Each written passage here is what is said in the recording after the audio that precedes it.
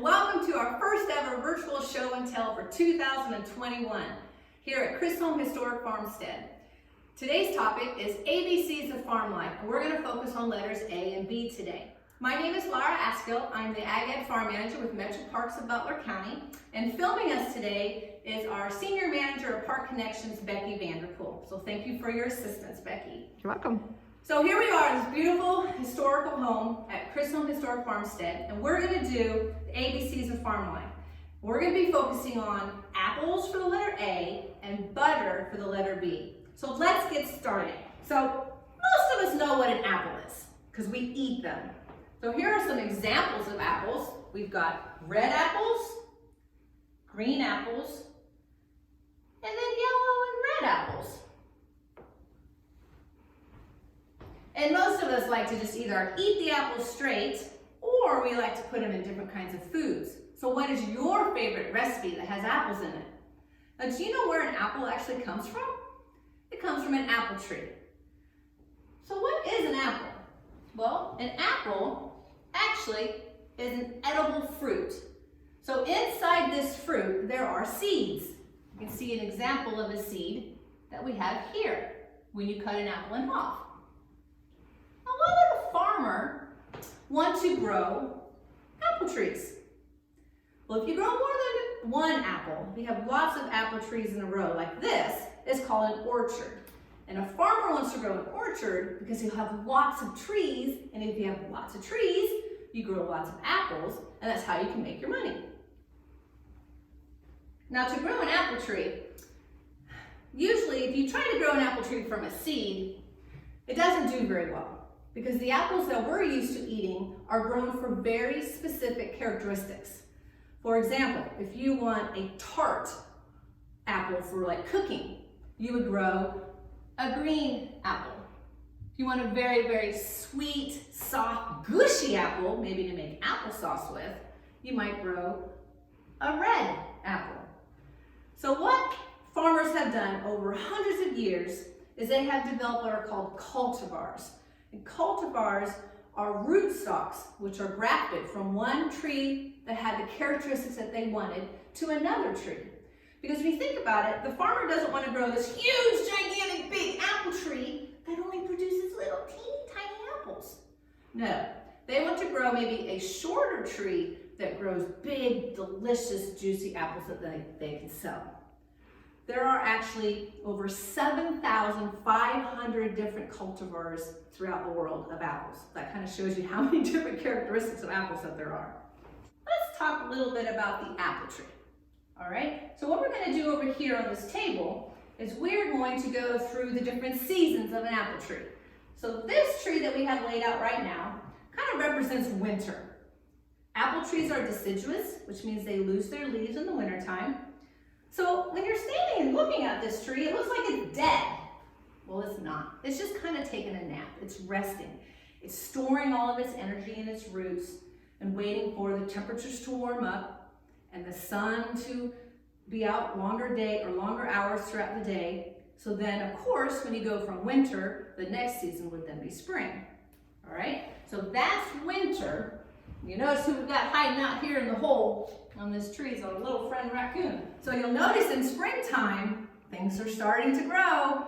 We've got the little flowers, or the buds first, and then the flowers.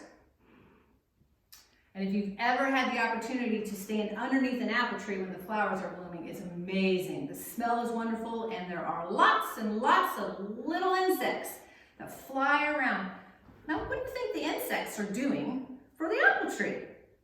Well, actually, if it wasn't for the insects, the apple tree could not be able to grow apples because all of these little flowers here have to be pollinated by these insects.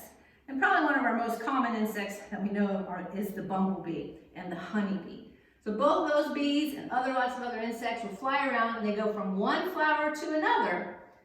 And what they're doing is that they're actually getting food from the flower. They're getting nectar. So they go up to the plant and the flowers, and they suck up the nectar, and then they'll fly to another flower, and they fly to another flower until their bellies get full, and then they go back to their hives. But while they're going from one flower to the next, they're actually spreading pollen. And it's the pollen from one flower to the next which pollinates the flower, and then can grow one of the apples that we have here. So they're very, very important. All right, so then we've got spring. So after the flowers have been pollinated, what else grows on the tree? Now we're going to start growing our leaves. Remember when I asked you what else grows on the tree besides the blooms? And you said the leaves? Well, here we go. Now we're in summer. We've got lots and lots of leaves all over the tree. And we might have some, oh, look who's still hanging out. Raccoon tail there. We've got some birds, and then those flowers that got pollinated have now started to grow into the apples. Lots and lots of apples on this apple tree.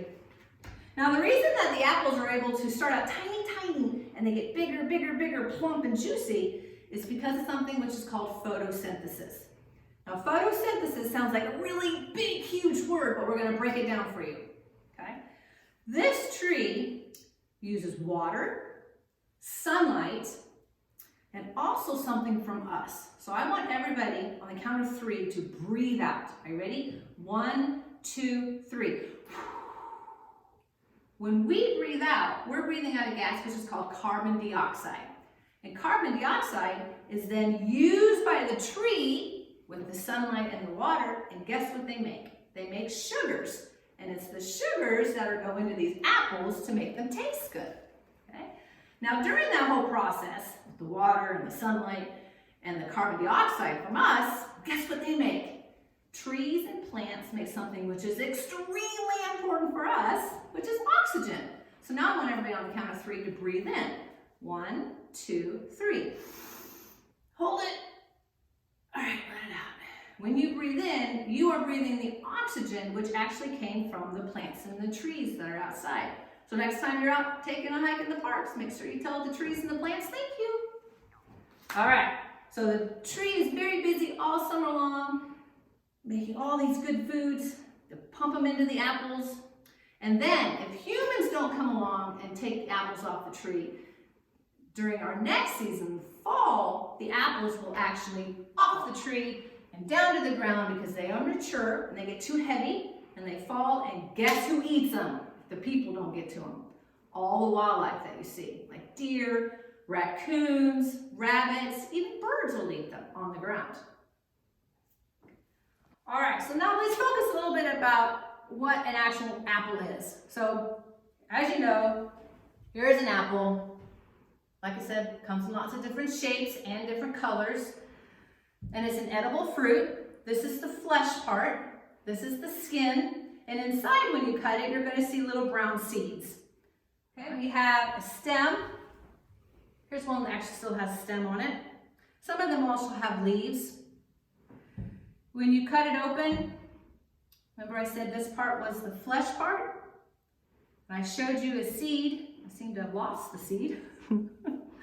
And the skin, and then the very inside part is called the core. Okay, so all those of an apple, and I think you can pretty much follow the instructions on what to do with your parts of an apple worksheet. All right, so another fun little activity you can do all about apples is called apple tic-tac-toe. So one team will be the red apples, and then another player will be the green apples. You cut those out, and those are your pieces to play tic-tac-toe. So all of these worksheets will be available for you to print off at home from our website. Okay, so now we're going to go and learn about how to make handmade butter so that we can celebrate the letter B on our ABCs of Farm Life. All right, so welcome all of you. I hear that you have come today to help us out with the tools. And someone told me it's about the letter B. So why don't we make some butter? Now I know most of you already know how to do this. But our family makes butter about 2 times a week. And hopefully you've got an animal around that can actually produce milk, because that's what we're going to make our butter from. So if you need an animal that produces milk, what animal are we talking about? Of course, most of you are probably saying a cow about right now, but believe it or not, there are more people that drink milk from goats around the world than we do from a cow. But I don't have any dairy goats right here, but our neighbor has this beautiful Holstein cow which we get our milk from. So what you need to do is find your sister or brother who's about 4 or 5 years old and tell them they have to get up at 4:30 in the morning every single day walk out to the barn and they have to milk the cow. Make sure they warm up their hands because Ma Bessie the cow does not like it when people have cold hands on her udder. So, as you know, we will then get our milk from the cow. And believe it or not, if you've never actually touched milk straight from the cow, it's actually very hot. So you don't want to make butter from hot milk. So what do you think we have to do with it? Well, we're going to have to cool it down. So what you do then, you'll notice we'll take our milk that is in our milk pail, and we're going to pour it into a shallow dish like this. And then you're going to let your milk sit out approximately about a half a day or so, all right? Because like I said, right now this is very, very hot. We can't make butter out of hot milk. So what you do is you then pour it into your shallow pan like that. What's that? And always make sure you rinse out your pail when you're finished, of course. Now, we're not going to sit around for half a day, so we're going to pretend that this is now at nice room cabin temperature. Okay? Then you take this now cream, and after it's been sitting for about a half a day, you'll notice it's starting to get a little bit thicker on the top. And you take a skimmer and you're going to skim that now cream off of the top, and guess where the cream goes? Well, it's going to go into our butter maker. And I've got a couple of different examples of butter makers here, and these are called butter turners. So one of the examples of butter turners that we have is made out of wood. So here's an example of one of our wooden butter turners, right then. And we also, a very common one, especially for the Augsburger family, right, was made out of what we call earthenware, made out of this one. They're both butter turners. Thankfully, we're very civilized here, because I hear in other parts of the world, they actually take cream and they put it into animal skins and they tie them to sticks and they swing it around their heads like this. So glad we're civilized and advanced here. All right, so like I said, milk comes from the cow, then it has to cool down, right? We skim off the cream and you put the cream inside the butter churners. So let's do that, shall we? Now you notice I showed you the earthenware, the butter turner here.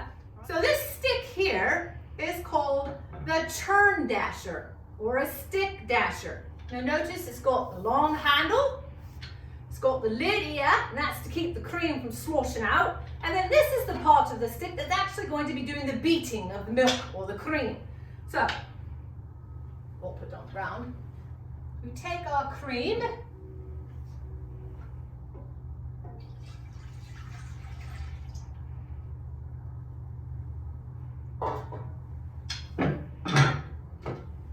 and you always want to make sure you're comfortable when you're doing this, because it's quite physical activity. Right, now, we've got our cream in our butter churner, we're holding onto our stick, and there's what we're going to do. We're going to go up, and we're going to go down. And we're going to do this for about 20 or 30 minutes, up and down and up and down. Not too hard. It does get a bit monotonous after a while though, so make sure your brothers and sisters are sitting around to help you with this chore. So we go like this, up and down, up and down. Now there's actually a little rhyme that we like to sing when we do this. And it starts off with the name Peter. Turn butter turn, turn butter turn. Peter standing at the gate waiting for a butter cake. And then you have to name all of the family members. So let's see that. So we go. Turn butter turn, turn butter turn. Peter standing at the gate waiting for a butter cake. Turn butter turn, turn butter turn. Laura standing at the gate waiting for a butter cake. I think you get the idea, right? Right. So now you'll notice after about 20 minutes or so, you're going to hear it sounding differently. It doesn't sound so sloshy. It's starting to harden up. The fats are actually being separated from the cream, and they're starting to, let's say, glob up, shall we? And that's actually what makes the butter. So you listen for that in between all your chanting that you're doing. Oh, I think it's time for us to see what we've got going on in here. Oh, look at that. You can actually see some of it starting to glob up already.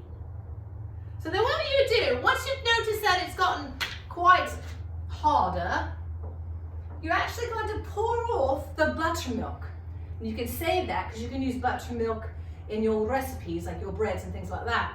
All right? Then what you would do is you would ask one of your children to run out to the creek to bring in a nice pail of cool stream water, and you're going to rinse it and then squeeze it with your cheesecloth, right? And if you don't have all of it yet, you've been scraping around inside there, put it right back in here. And we'll just keep on going.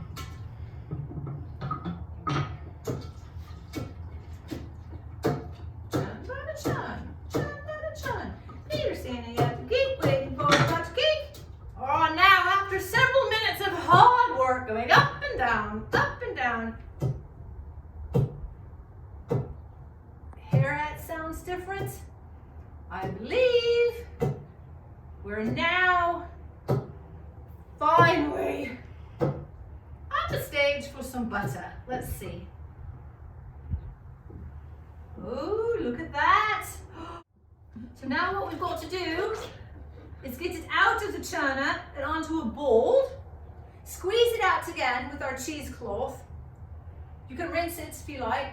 Keep squeezing. And then you're going to take your butter and put it into a press, which will then put it into the shape that you like. Wrap it up, and then you can use it for the rest of the week. Very good, everyone. Thanks for making butter with us today. All right, now for those of you that don't have a cow or a butter churner from the 1800s around your house, you can make your own handmade butter very easily. The ingredients that you need is a small amount of heavy whipping cream, or you can use half and half if you'd like. And you need a bottle, preferably one that when you put the lid on, it doesn't come out when you shake it. Because what you're going to do is you're actually going to pour your whipping cream, or half and half, into an empty bottle. Make sure it's been cleaned out. And then, like we were doing with the butter churner, you're actually just going to shake it. Now you notice there's not a lot going on here because we've already spent about a half an hour shaking this. So it has actually started to turn into what we call a whipped butter, a soft type butter. But if you were to pour the whipping cream or the half and half in there, of course it would slosh around and make lots of noise. And then again, make sure if you're doing this in your living room that you have a lid that's nice and tight. Another butter churner that some of you might have at home is this one. This one's actually plastic. A lot of you might have mason glass jars. And then this is the lid that screws on top. And it has paddles, which do the work for you, which is kind of nice, instead of having to shake it 30 minutes. But as with always, make sure you put the lid on tight, and then this just turns. You do this for about 15 minutes, and you'll notice the resistance will get stronger and stronger and stronger as the butter is being made. You will also have the buttermilk form, like we did with the butter churner. Just pour it off. You can squeeze it. I've used coffee filters, or you can just use a clean rag if you have one. Just squeeze the liquid out, and then most of us like to add a little bit of salt to our butter. So that's it, very easy. So that kind of celebrates the letter B for our ABCs of Farm Life. Thank you. So now we're all finished with our letters A and B with ABCs of Farm Life. And now we're going to get ready to start our live animal program. And to go along with the A and B, we're doing animals in the barn, and we're going to learn about our Dutch Bantams. Here we go. Small but mighty on the farm. Who are we talking about? Well, here is a couple examples of our Dutch Bantam hens. They may be small in size, but they sure make up for it with their big personalities. The Dutch Bantam got its name from the Dutch sailors who used to sail for the East India Company. And the sailors found that the small size was easier to take on a ship down in cages for food, eggs, and meat purposes. Legend has it that these birds were very popular among the lower working classes because they were actually allowed to keep the smaller sized eggs. All the larger sized eggs had to be turned over to the landlords and the royalty. Our Dutch Bantam hens lay very small, creamy white eggs on the farm. Now this is a true Bantam breed, which means it doesn't have any large standard relations, and they are one of the smallest breeds in the United States of America. And because of their small size and their exposed combs, a little red part on their body, and their featherless legs, we have to make sure that they're protected during the winter a little bit more than the other chickens. So notice all the extra straw in their coop. They don't weigh very much, only 18 to 20 ounces, but they sure are entertaining. And they're always the first chicken to greet us at the door in the morning, and they're not ashamed to beg for treats, and they do love to sit on our laps for attention. So come on out and see them for yourself. Well, thank you very much for joining us for our first virtual show and tell. And our next one is going to be aired on Sunday, January the 10th at 2 p.m. And its title is Whose Mitten Is This? Now don't worry, if you can't join us virtually at that time, all of our programs will be posted on our website. Go to yourmetroparks.net and then go to log off, shut down, get outside, and you'll find our programs there. Thank you very much.